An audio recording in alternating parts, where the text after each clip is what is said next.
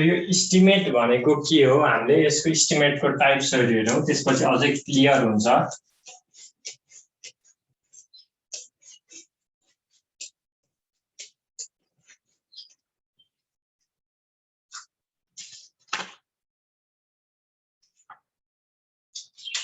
पहिलो type इस्टिमेटको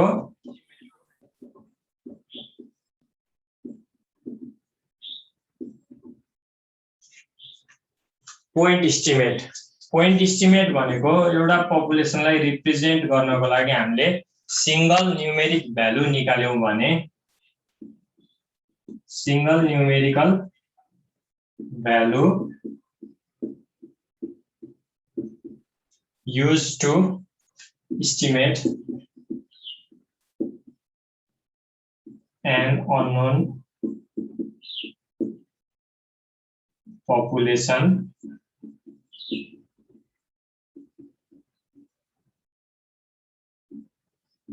parameter। एउटा population छ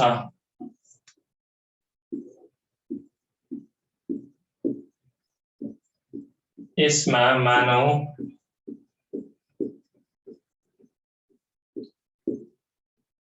हाम्रो एउटा एप्पल फिल्ड छ अरे त्यो एप्पल फिल्डबाट टिपेर ल्याएर एप्पल हामीले स्टोर गरेको छौं। एउटा ठूलो एप्पल फिल्डमा धेरै एप्पलहरु हुन्छ।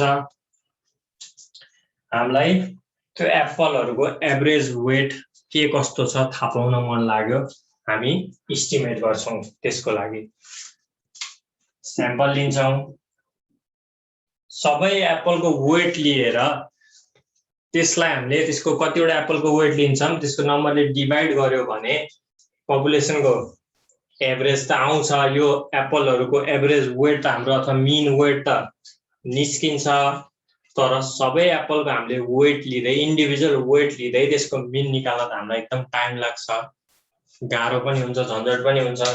के गर्छौं हामी एउटा स्याम्पल लिन्छौं सबैभन्दा सानोदेखि लिएर सबैभन्दा ठूलो एप्पलसम्म हामीले सेलेक्ट गर्ने तरिकाले यो होल एप्पलको पपुलेसनलाई रिप्रेजेन्ट गर्ने तरिकाले स्याम्पल लिन्छौं।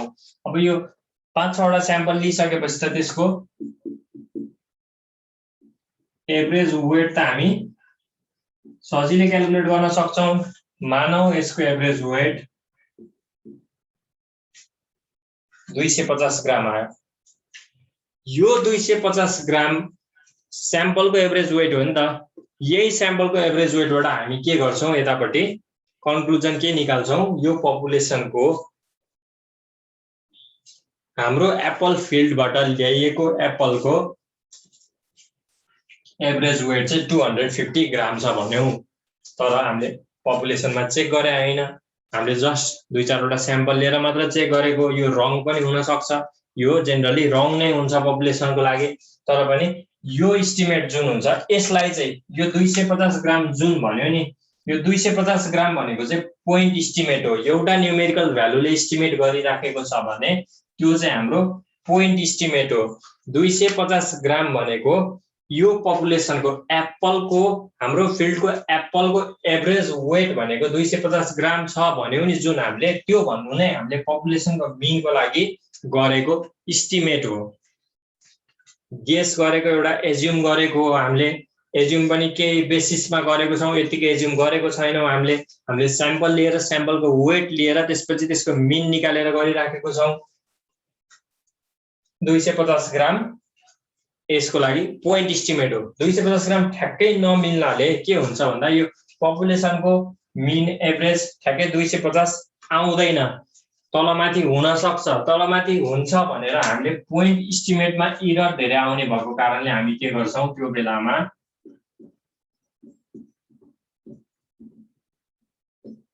इन्टरभल एस्टिमेट भनेको second type of estimate interval एस्टिमेटको युज गर्छौं जसमा के गर्छौं जस्तै यहाँ हामीले मार्क गरिरहेको छौं वेट छ यो साइडमा 200 210 20 30 240 250 यसरी हुँदै जान्छ हैन। ठ्याक्क यो पोइन्ट मात्र डिनोट गर्यो नि त अहिलेको हाम्रो 250 ग्रामले यो के भयो पोइन्ट इस्टिमेट भयो तर हामी इन्टरभल इस्टिमेटमा चाहिँ के गर्छौं 230 ग्राम भन्दा उता 270 भन्दा यता भन्यो भने यो यसलाई चाहिँ हामी कन्फिडेन्स इन्टरभल भन्छौं lower cross limit lower control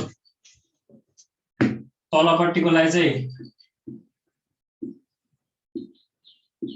lower control limit भन्छ एलसीएल ले डिनोट गर्ने भयो माथिकोलाई चाहिँ अप्पर कन्ट्रोल लिमिट यूसीएल ले डिनोट गर्ने भयो अब ठ्याक्कै 250 नहुन सक्छ यो पपुलेसनको 250 भन्दा तलमाथि पनि हुन सक्छ 230 देखि 270 सम्म पर्न सक्छ भनेर हामीले भन्यौ भने त्यो चाहिँ इन्टरभल इस्टिमेट यसबाट हामीले डाइरेक्ट एभरेज निकालेर पपुलेसनको पनि हाम्रो एप्पलको एभरेज वेट 250 ग्राम छ भन्नु भनेको चाहिँ हामीले पोइन्ट इस्टिमेट गर्यौं त्यो बेलामा तर हाम्रो एप्पलको एभरेज वेट 230 ग्राम देखि 270 ग्रामको बीचमा पर्छ भनेको हामीले इन्टरभल इस्टिमेट गर्यौं त्यो बेलामा पोइन्ट इस्टिमेट एउटा मात्र भ्यालु हुन्छ जनरली रङ नै हुन्छ तर इन्टरभल इस्टिमेट चाहिँ धेरै जसो केसमा राइट हुन सक्छ यो कन्फिडेन्स इन्टरभल भन्यो नि कन्फिडेन्स इन्टरभल भनेको हामी कन्फिडेन्ट छौं कि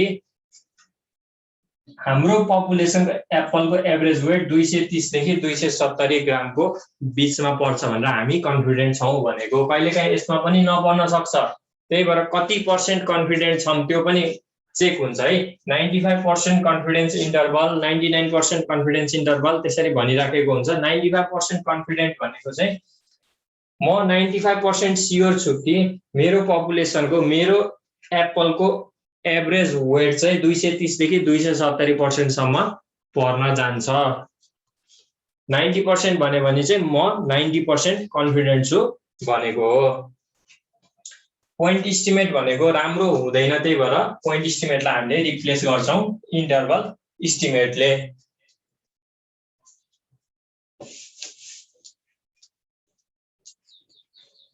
अझ पोइन्ट इस्टिमेटको लागि चाहिँ अर्को के पनि भन्न सकिन्छ हामीले अघिदेखि निकालिराखेको भनिराखेको यो स्याम्पल मिन चाहिँ is a point estimate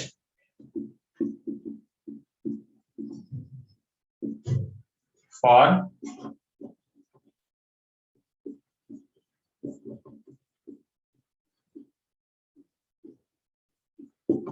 population mean sample mean त क्याल्कुलेट गर्न सकिन्छ त्यो स्याम्पल मिन भनेको पपुलेसन मिनको पोइन्ट इस्टिमेट हो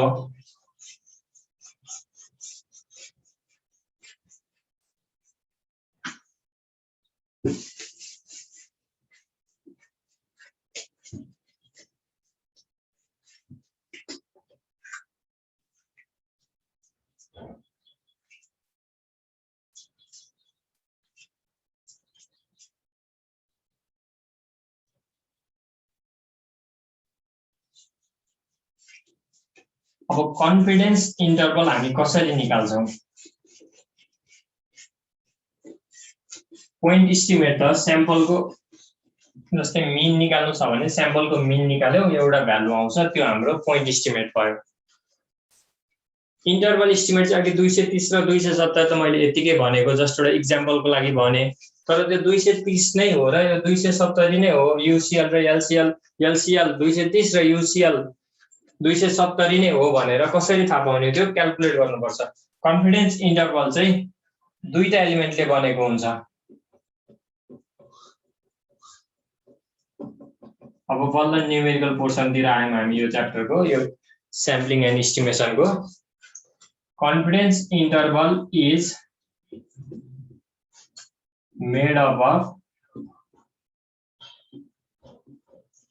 two elements x bar plus minus Z into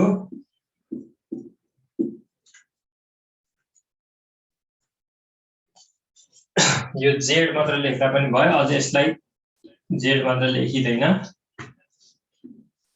Z को तल सफिक्समा α/2 है। यो Z टेबलबाट आउँछ, यसको Z को भ्यालु Z टेबल छ, त्यसबाट हामीले निकाल्ने। x बार भनेको मिन हो नि, स्याम्पलको मिन हो नि। दुईटा एलिमेन्टले बनेको हुन्छ भनेको थिए। यो पहिलो भनेको चाहिँ स्याम्पल मिन भनेको पोइन्ट एस्टिमेट हो। इन्टरभल एस्टिमेट निकाल्नको लागि सुरुमा पोइन्ट एस्टिमेट चाहियो, त्यसपछि यो पछाडीको चाहिँ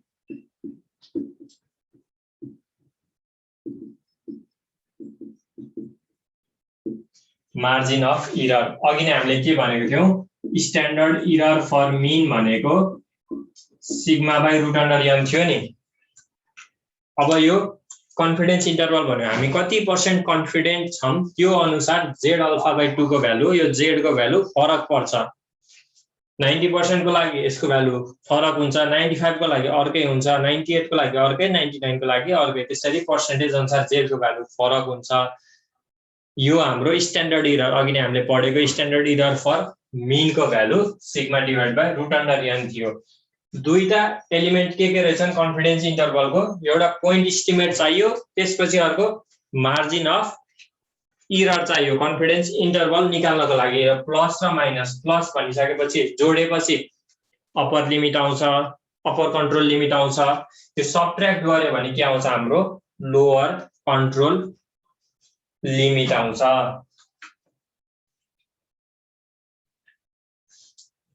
यसको एउटा अब टेबल बनाऊ, कन्फिडेन्स लेभल र यो Z भनेको चाहिँ हाम्रो क्रिटिकल भ्यालु α/2 है। यो Z α/2 90% कन्फिडेन्स लेभल भन्यो भने Z को ठाउँमा हामी के युज गर्ने, 1.645 युज गर्छौं। 95%, 98% र 99% को लागि भ्यालुहरु अहिले दिएको छ हामीलाई। यो भन्दा फरक आयो भने यसको भ्यालु दिएर आउँछ 1.96। यसमा चाहिँ कहिलेकाहीँ यसलाई 2 पनि दिइराखेको हुन्छ, अथवा 2 युज गर्दा पनि भयो, 1.96 युज गर्दा पनि भयो।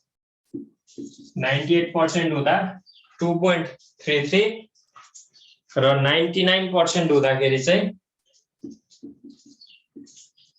2.58 Z को भ्यालु। यो त मिन भइहाल्यो, मिन को भ्यालु पनि क्वेशनमा दिएको हुन्छ, अथवा मिन को भ्यालु क्याल्कुलेट गर्ने हामीले। त्यसपछि स्ट्यान्डर्ड डेभिएसन को भ्यालु पनि क्वेशनमा दिएको हुन्छ। र साइज अफ स्याम्पल n भनेको साइज अफ स्याम्पल पनि क्वेशनमा दिइराखेको हुन्छ।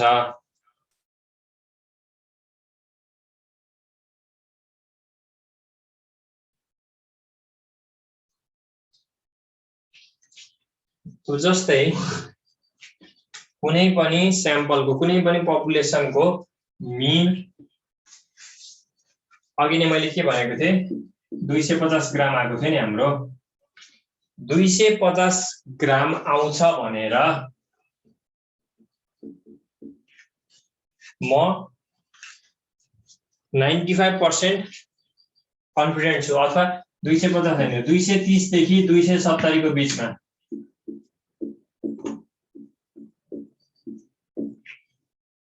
हाम्रो पपुलेसनको मिन आउँछ भनेर म 95% स्योर छु। मेरो कन्फिडेन्स इन्टरभल 95% छ भने कन्फिडेन्स लिमिटहरु यो लिमिटहरुमा पर्छ भनेर म 95% चाहिँ स्योर छु, म सर्टेन छु भने त्यति बेला चाहिँ यो 95% मेरो कन्फिडेन्स लेभल 95% भन्नुको मतलब यो बीचमा मेरो भ्यालु पर्छ भनेर म 95% एकदमै स्योर छु, एकदम सर्टेन छु भने त्यो बेलामा 95% कन्फिडेन्स लेभल भनेर सोध्छ। यदि म 90% मात्र स्योर छु भने त्यो बेलामा 90% कन्फिडेन्स, 90% म स्योर छु भने 90% कन्फिडेन्स लेभल भनेर दिने भयो। यसको इक्जाम्पल अब कन्फिडेन्स इन्टरभलको क्याल्कुलेसन। कन्फिडेन्स इन्टरभल पनि अहिले पपुलेसन मिनको लागि मात्र गरौँ आज चाहिँ। यो फर्मुला अहिले जुन फर्मुला छ त्यसको लागि प्रोपोर्सनको लागि भोलि पढ्ने हामी। यो टेबल चाहिँ थाहा हुनु पर्यो। यो भ्यालुहरु चाहिँ अहिले युज हुन्छ।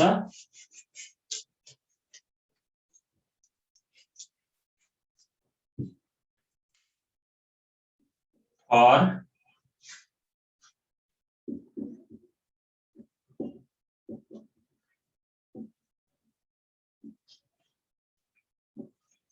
पपुलेसन मीन को लागि मैले कन्फिडेन्स इन्टरभल निकाल्नु पर्ने छ। क्वेशन लेखौँ यसको। और random sample of n equals to 50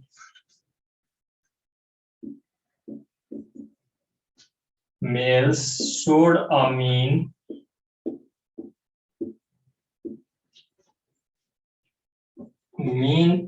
average daily intake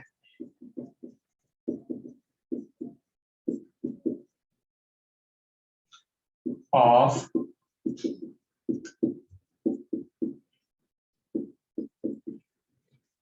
dairy products equal to 756 gram with a standard deviation of 35 gram. Find a 95% and 99%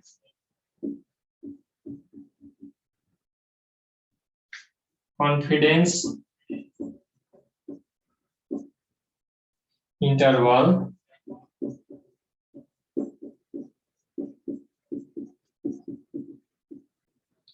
for the population average mu। Population average अथवा population मीन को लागि 95% र 99% confidence interval हामीले calculate गर्नुपर्ने छ। Sample size 50 दियो। Sample को average र स्याम्पल को स्ट्यान्डर्ड डेभिएसन पनि दियो। स्याम्पल को एभरेज 756 ग्राम, स्याम्पल को स्ट्यान्डर्ड डेभिएसन 35 ग्राम।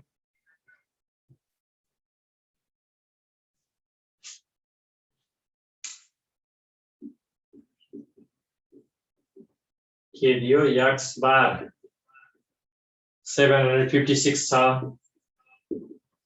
सिग्मा 35 छ। अब 95% र 99% को लागि चाहियो नि। z अल्फा बाइ 2 95% को लागि कति थियो अघिको टेबलमा। 95% को लागि हामीले 1.96 र यो critical limit z, critical value z alpha by 2, अर्को चाहिँ 99% को लागि भनेको छ। 99% को लागि 2.58।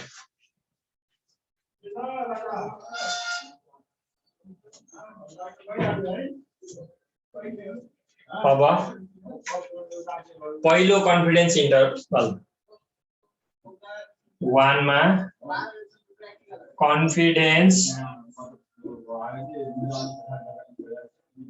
इन्टरभल भनेको हाम्रो फर्मुला के थियो अघि नै, x bar plus minus z alpha by 2 into sigma by root under n। x bar भनेको कति दिएको छ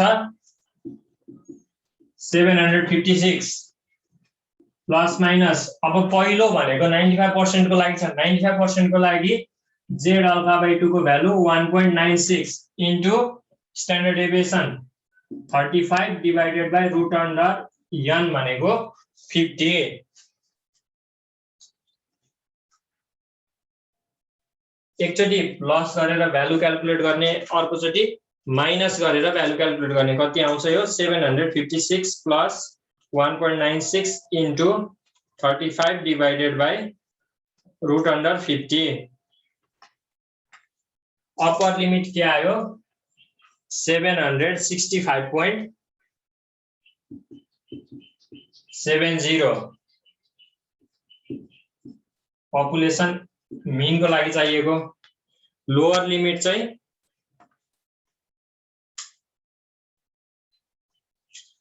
746.29।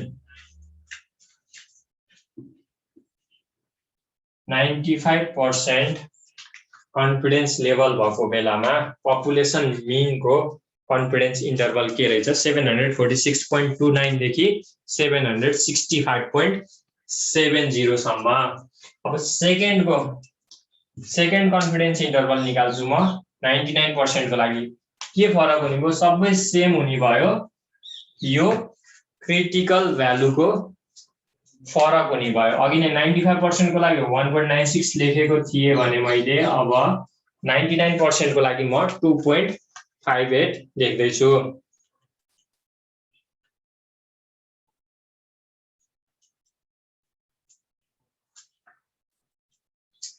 लिँदाखेरि यसको लिमिट बढ्दै जान्छ। 743.23 भयो लोअर लिमिट। अब प्लस गर्दाखेरि कति आउँछ यसको 768.77। 99% कन्फिडेन्स लेभल भएको बेलामा पपुलेसन मीन को लागि कन्फिडेन्स इन्टरभल चाहिँ कति रहेछ 743.23 ग्राम देखि लिएर 768.77 ग्राम। यो चाहिँ फर अघि नैको 95 थियो, 99% कन्फिडेन्स लेभल। कन्फिडेन्स इन्टरभल यो हुने भयो for 99% confidence level. Point estimate दिएको छ भने पोइन्ट इस्टिमेट भनेको हाम्रो के हो, यो 756 ग्राम चाहिँ पोइन्ट इस्टिमेट थियो। यसलाई मैले इन्टरभल इस्टिमेटमा कन्भर्ट गरेँ। इन्टरभल इस्टिमेटमा कन्भर्ट गर्नलाई कन्फिडेन्स इन्टरभल निकाल्नु पर्छ। कन्फिडेन्स लेभल दिएको हुन्छ क्वेसनमा, दिएको छैन भने find the estimate for population. Find the के भन्यो तिमीलाई इस्टिमेट फर पपुलेसन एभरेज भन्यो भने find the interval estimate for population average भन्यो भने एज्युम गरिदिने सिधै एउटा एज्युमिङ 95% कन्फिडेन्स लेभल भनेर गर्ने, अथवा एज्युमिङ 90% कन्फिडेन्स लेभल। त्यो चारवटा भ्यालु दिएको छ, त्यो चारवटा मध्ये कुनै एउटा एज्युम गर्ने। त्यो एज्युम गरेर त्यसपछि आफैले निकाल्दै हुन्छ। सकेसम्म धेरै जसो क्वेसनहरुमा चाहिँ दिएरै सोध्छ 99%, 95%, 90%, 98% यसरी सोधेको हुन्छ। यदि दिएको छैन भने चाहिँ यो जेड को भ्यालु 1 युज नगर्ने है। जेड को ठाउँमा हामीले के गर्ने कुनै एउटा एज्युम गर्ने, कन्फिडेन्स लेभल कुनै एउटा एज्युम गर्ने। त्यो एज्युम गरेर टेबलमा हेर्ने जेड को भ्यालु कति आउँछ त्यो भ्यालु यहाँ सब्स्टिट्युट गरेर कन्फिडेन्स इन्टरभल निकाल्ने। यो हाम्रो इन्टरभल इस्टिमेट क्याल्कुलेट गर्ने। यो चाहिँ मीन को लागि भयो है। प्रोपोर्सन को लागि अर्को हुन्छ, प्रोपोर्सन को लागि हामी अर्को क्लासमा पढ्ने।